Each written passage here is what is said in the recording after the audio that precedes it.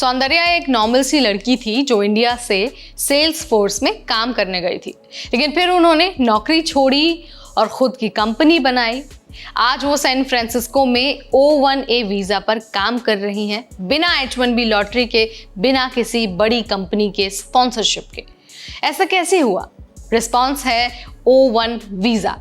ये वीज़ा उन लोगों के लिए है जो किसी भी फील्ड में कुछ अच्छा कर चुके हैं। टेक में जिन्होंने अच्छा किया है, साइंस में कुछ अच्छा किया है, एजुकेशन में, बिजनेस में या फिर आर्ट्स के फील्ड में अगर किसी ने कुछ अच्छा किया है तो उन्हें O1 वीज़ा दिया जाता है।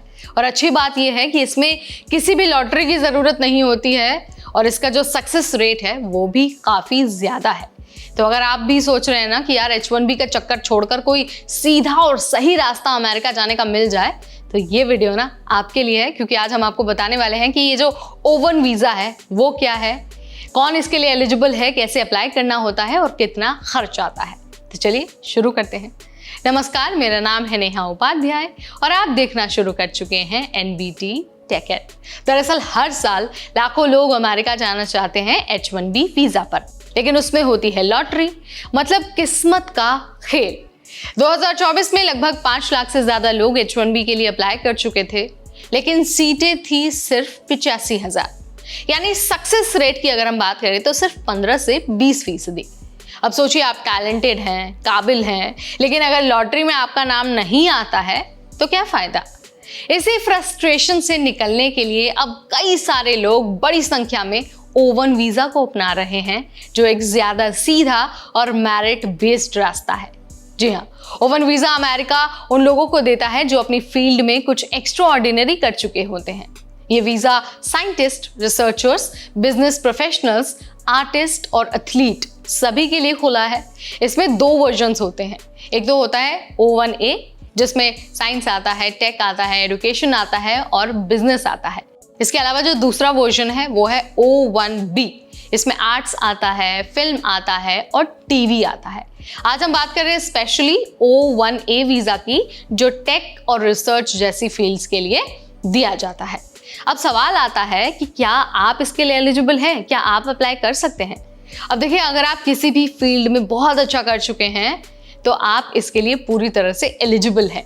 US इमिग्रेशन के 8 ऑफिशियल क्राइटेरिया होते हैं और आपको उनमें से कम 3 को फुलफिल करना ही होता है।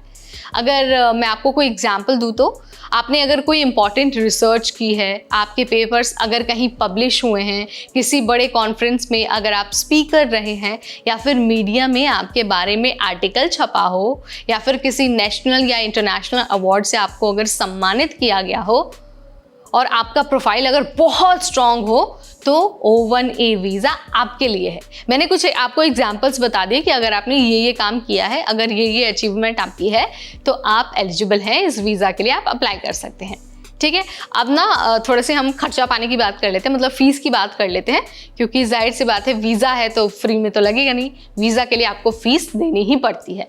तो देखिए, O1A वीज़ा का जो टोटल खर्च है ना, वो लगभग 8 से करीब 25 लाख आता है, यानी कि करीब $10,000 से $30,000। हाँ, थोड़ा सा एक्सपेंसिव ज़रूर है, लेकिन अगर आप सिलेक्ट हो जाते हैं ना, आपको सीधा जो US की परमानेंट रेजिडेंसी है वो मिल जाती है, बिना किसी लॉटरी के, बिना किसी स्पॉन्सरशिप के। और ये जो पूरा फीस मैंने आपको बताया ना, 8 लाख से 25 लाख, उसमें इमिग्रेशन लॉयर की फ़ीस भी आती है, डॉक्यूमेंटेशन का खर्च भी आता है, फाइलिंग फ़ीस, और अगर आप प्रीमियम प्रोसेसिंग कराते हैं तो उसका भी अलग चार्ज है। H1B से आई नो महंगा ज़रूर है, वैसे तो H1B में आपका पैसा ही नहीं लगता है, लेकिन अच्छी बात यह है कि इसका सक्सेस रेट 90% से भी ज़्यादा है और आपको किसी लॉटरी का इंतज़ार भी नहीं करना होता। अगर मैं डेटा की बात करूँ तो 2020 में करीब 500 भारतीयों को O1A वीज़ा मिला है, लेकिन 2023 में ये जो नंबर है वो बढ़कर 1400 प्लस हो गया, यानी कि 3 गुना से भी ज़्यादा।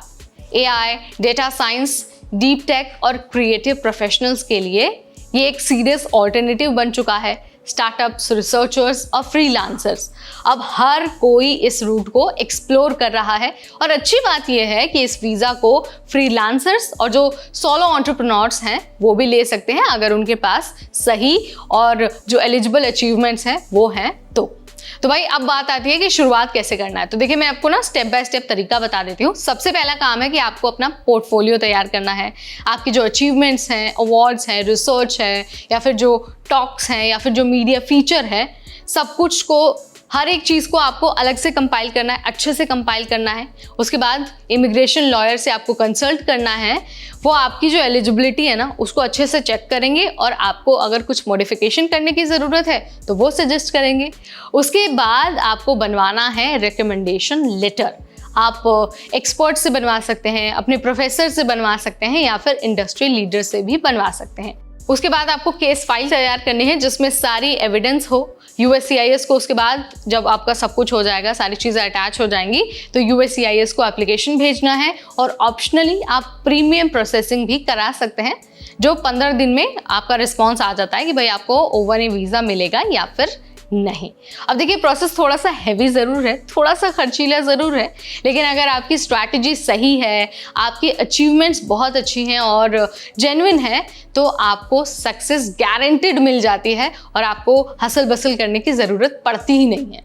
तो देखिए यहाँ पर मैंने O1A वीज़ा के बारे में ना पूरा का पूरा जो एक एक्सप्लेनेशन है, जो पूरा पिक्चर है उसकी, वो आपके सामने रख दिया, बता दिया है कि क्या होता है, आप एलिजिबल हैं या फिर नहीं हैं, कैसे अप्लाई कर सकते हैं, और ये भी बता दिया है कि कैसे O1 वीज़ा अब H1B वीज़ा का ऑल्टरनेट बनता जा रहा है। तो आप इस बारे में क्या सोचते हैं, आपका क्या विचार है, कॉमेंट के जरिए आप मुझे बता सकते हैं। इस वीडियो में फिलहाल इतना ही। तब तक मुझे यानी नेहा को दीजिए इजाज़त। Keep watching NBT tech add.